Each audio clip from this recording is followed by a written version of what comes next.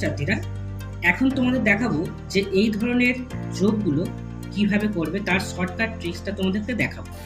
তা খেয়াল করে দেখো, এখানে দেখো পরপর 5টা সংখ্যা লিখেছি, এখানে দেখো 2 করে গ্যাপ রয়েছে 5টা সংখ্যা লিখেছি, এখানে 3 করে গ্যাপ রয়েছে 5টা সংখ্যা লিখেছি, এরকম 4 করে গ্যাপ 5 করে গ্যাপ যে কোনো গ্যাপই থাকতে পারে, যে কোনো সংখ্যা হতে পারে।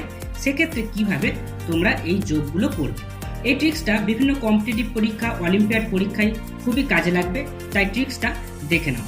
দেখো প্রথমেই তোমরা কি করবে, মাঝের সংখ্যাটা দেখবে কি আছে। দেখো এখানে মাঝের সংখ্যা কোনটা আছে, আমার মাঝের সংখ্যা আছে এইটা। এখানে মাঝের সংখ্যা কোনটা আছে 125, এখানে মাঝের সংখ্যা কত আছে 127। তাহলে মাঝের সংখ্যাটাকে নির্ণয় করতে হবে, এটা হচ্ছে প্রথম কাজ। তারপরে কি করতে হবে, মাঝের সংখ্যা যেটা পাবে তাকে কি করতে হবে 5 দিয়ে গুণ করতে হবে।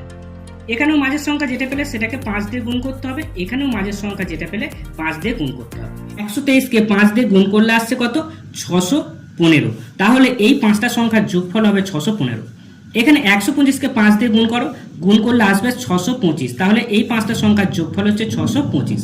আবার একইভাবে 127কে 5 দিয়ে গুণ করো, গুণ করলে আসবে 635।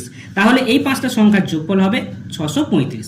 ভিএসও লেয়ার 1-এর যে মডেল কোশ্চেন আছে, সেই মডেল কোশ্চেনে একটা প্রবলেম সলভ করতে এই ট্রিক্সটা কিন্তু কাজে লাগবে। ট্রিক্সটা কেমন লাগলো অবশ্যই কমেন্টে জানাবে, আর এই ধরনের ভিডিও নোটিফিকেশন পেতে চ্যানেলটি সাবস্ক্রাইব করে রাখবে। Thank you.